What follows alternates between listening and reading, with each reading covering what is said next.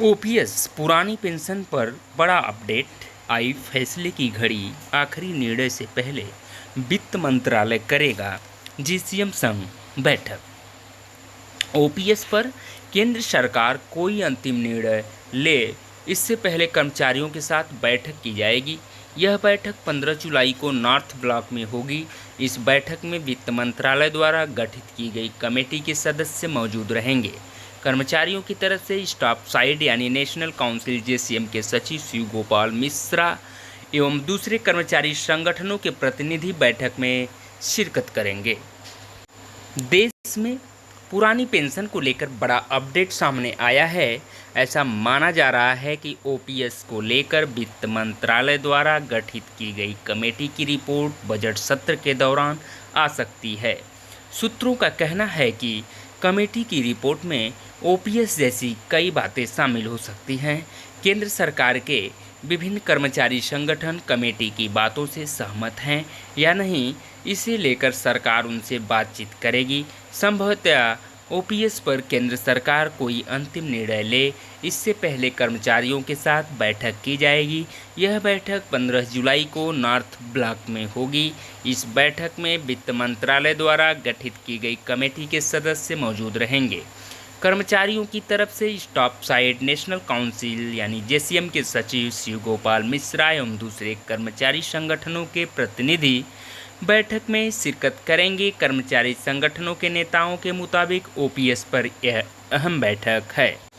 मार्च 2023 में केंद्र सरकार ने वित्त सचिव टीवी सोमनाथन की अध्यक्षता में एक कमेटी गठित की थी। इस कमेटी के गठन का मकसद गैर अंशदायी और वित्तीय रूप से अस्थिर पुरानी पेंशन प्रणाली पर वापस लौटे बिना एनपीएस लाभों को बेहतर बनाने के तरीके खोजना था।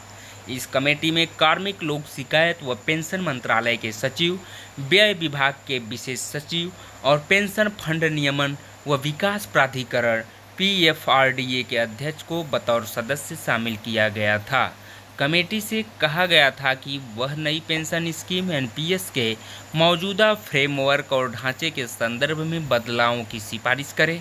किस तरह से नई पेंशन स्कीम के तहत पेंशन लाभ को और ज़्यादा आकर्षक बनाया जाए, इस बाबत सुझाव दे। कमेटी इस बात का ख्याल रखे कि उसके सुझावों का आम जनता के हितों व बजटीय अनुशासन पर कोई विपरीत असर न हो। जेसीएम स्टाफ साइड के सचिव और एआईआरएफ की महासचिव शिव गोपाल मिश्रा ने 21 जून को केंद्रीय मंत्री निर्मला सीतारमण को पत्र लिखा था। इसमें ओपीएस बहाली की मांग की गई है। इससे पहले मिश्रा ने 11 जून को प्रधानमंत्री मोदी को भी एक पत्र लिखा था। उन्होंने इस पत्र में आग्रह किया है कि 1 जनवरी 2004 के बाद सरकारी सेवा में आए कर्मियों की पुरानी पेंशन बहाली पर गंभीरता से विचार किया जाए। इनके अलावा गत वर्ष केंद्र सरकार में विभिन्न कर्मचारी संगठनों ने पुरानी पेंशन की मांग को लेकर रामलीला मैदान में विरोध प्रदर्शन किया था। Confederation of central government employees and workers ने केंद्रीय बजट पेश होने से पहले विरोध प्रदर्शन की घोषणा की है। संगठन के महासचिव एसबी यादव ने घोषणा की है कि 19 जुलाई को सरकारी कर्मचारी लंच समय के दौरान अपने कार्यस्थल पर विरोध प्रदर्शन करेंगे। National joint council of action यानी एनजेसीए और स्टाफ साइड की राष्ट्रीय परिषद जेसीएम के सदस्य भी गारंटीकृत पुरानी पेंशन की मांग उठा चुके हैं। एनजेसीए के सदस्य श्री कुमार कह चुके हैं कि उन्हें एनपीएस में सुधार मंजूर नहीं है। सरकारी कर्मियों को गारंटीकृत पेंशन ही चाहिए। National mission for old pension scheme Bharat के राष्ट्रीय अध्यक्ष डॉक्टर मनजीत सिंह पटेल के मुताबिक कर्मियों को गारंटीकृत पेंशन सिस्टम चाहिए। उन्होंने सरकार को एनपीएस को ओपीएस में बदलने के लिए सुझाव भी दिए हैं।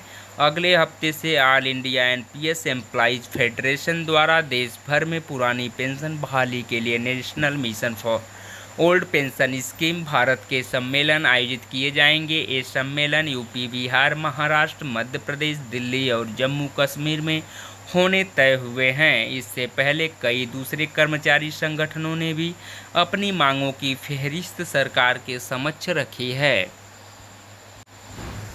जेएफआर, ओपीएस एंड जेसीए ने केंद्र सरकार को ओपीएस के मुद्दे पर 19 मार्च को अनिश्चितकालीन हड़ताल का नोटिस देने की तैयारी की थी। सरकार ने कर्मचारियों के गुस्से को देखते हुए उन्हें 14 मार्च को नॉर्थ ब्लॉक में बैठक के लिए बुला लिया। वहां पर वित्त मंत्रालय के डिप्टी सेक्रेटरी और national council JCM staff site के प्रतिनिधियों के बीच हुई बैठक में हड़ताल पर जाने का निर्णय रद्द कर दिया गया।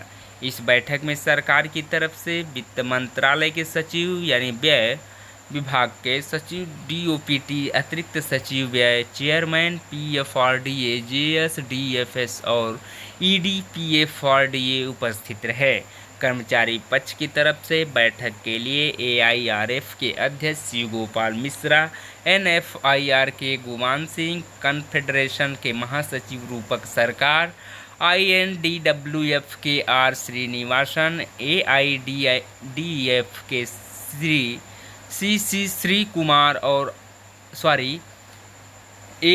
एआईडीईएफ के सी श्री कुमार और all India accounts and audit association के तपन बोस का नाम भेजा गया था। बैठक के बाद शिव गोपाल मिश्रा द्वारा स्ट्राइक की कॉल वापस लेने का पत्र जारी किया गया। शिव गोपाल मिश्रा ने अपने पत्र में लिखा, भारत सरकार मौजूदा पेंशन सिस्टम के रिव्यू पर काम कर रही है। अभी वह काम पूरा नहीं हो सका है। सरकार के प्रतिनिधियों ने उस काम को पूरा करने के लिए कुछ और समय मांगा है। ऐसे में सरकार को कुछ समय दे दिया गया। ओपीएस को लेकर किसी अंतिम निर्णय पर पहुंचने के लिए केंद्र सरकार को जो समय दिया गया है और इसके चलते 1 मई से प्रस्तावित अनिश्चितकाल हड़ताल वापस लेने की बात हुई है।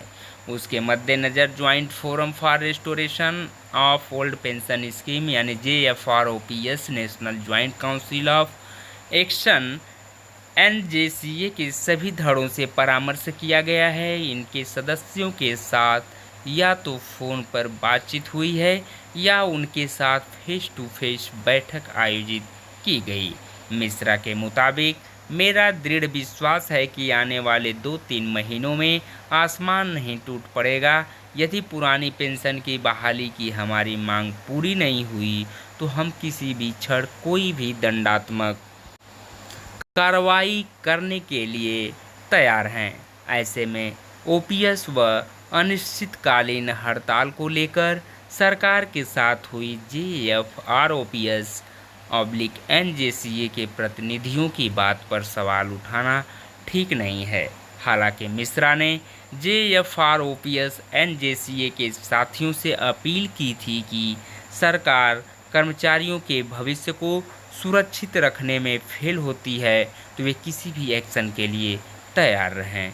दोस्तों, ये रहा ओपीएस पर बहुत बड़ा अपडेट और आप सभी लोग चैनल पे ऐसे ही बने रहें। हम आपके बीच खास अपडेट ऐसे ही लाते रहेंगे।